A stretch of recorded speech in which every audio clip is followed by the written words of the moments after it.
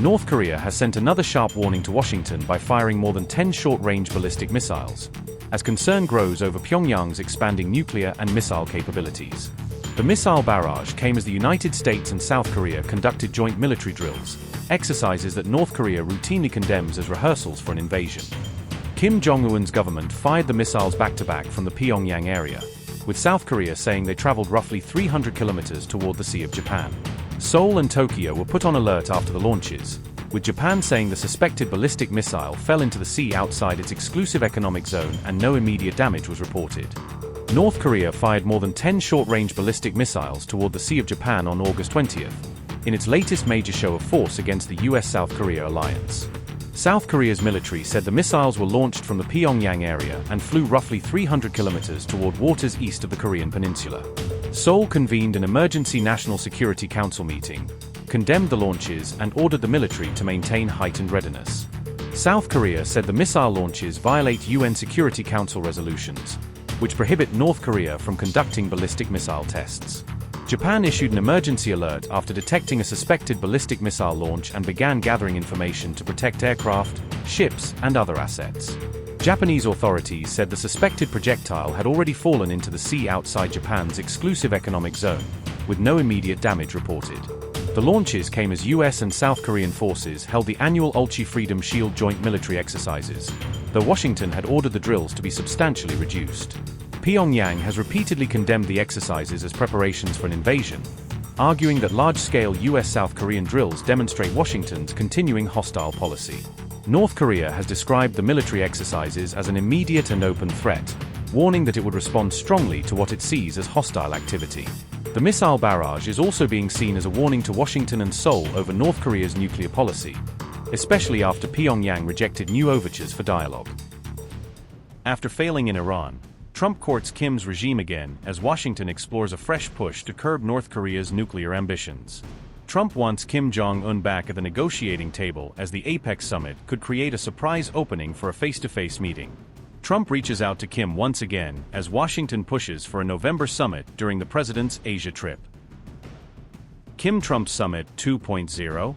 Trump is seeking direct talks with Kim as he looks for a new diplomatic breakthrough during his Asia visit. Trump's North Korea gamble returns after the shock South Korea drill move raises fresh questions over Washington's strategy. How do you respond to folks who say that you are prioritizing the interests of adversaries in North Korea over our longtime partners by scaling back military exercises? No, I'm making it much safer. You see, I'm actually making it much safer. Kim Jong Un has always treated me with great respect. Trump has pushed to revive diplomacy with Kim Jong Un during his next Asia trip, according to reports.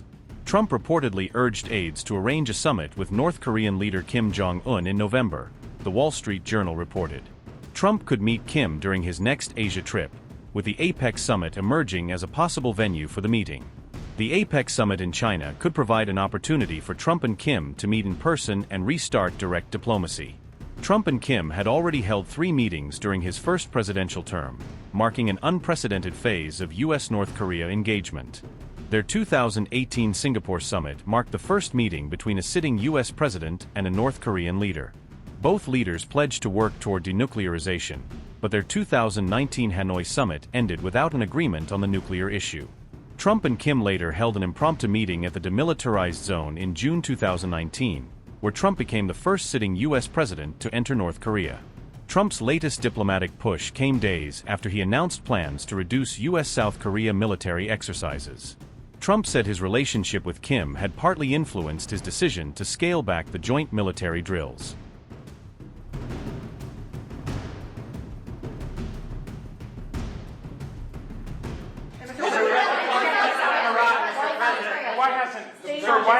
Why hasn't Kim Jong Un responded to your request to have a conversation? How do you know he hasn't responded? Has he? Yeah, he has. Did you speak to Where him? are you in conversation? And very positive. Well, just so you understand with South Korea, look, South Korea has been protected by us for many, many years. And during my first term, they agreed to pay close to $3 billion a year for protection because we don't, they essentially weren't paying. And I asked them to do that at my request. I said, not right. They weren't happy about it, but they agreed. I asked for $10 billion. And they were very unhappy. But we agreed for a short term that it would be $3 billion, and next year it would go up, and the next year it would go up, so they start paying for their protection.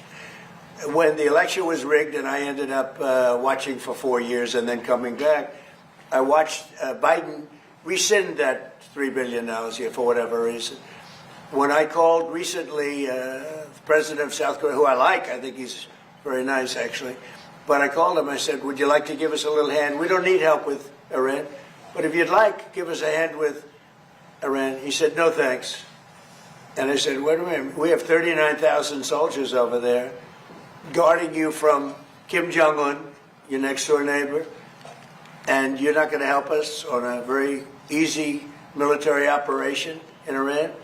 That's strange. No, we'd rather not get involved. I say, well, why are we involved in helping you? So, and I want to help them, but, you know, when you ask somebody, would you like to give us a hand, and they say, no thanks, and then we're guarding them from a country and paying ourselves billions of dollars, it's costing us billions and billions of dollars to protect not only them, but other countries. Look at NATO. We spend hundreds of billions of dollars protecting Europe from Russia. Hundreds of billions, mostly from Russia, but from other things too.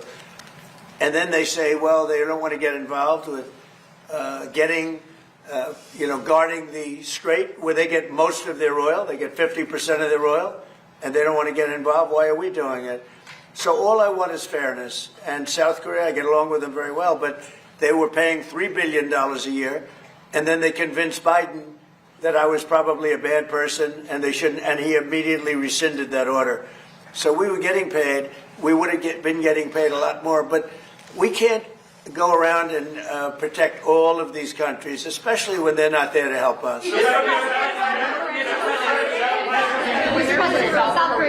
How do you respond to folks who say that you are prioritizing the interest of adversaries in North Korea over our longtime partners by scaling back military exercises? No, I'm making it much safer.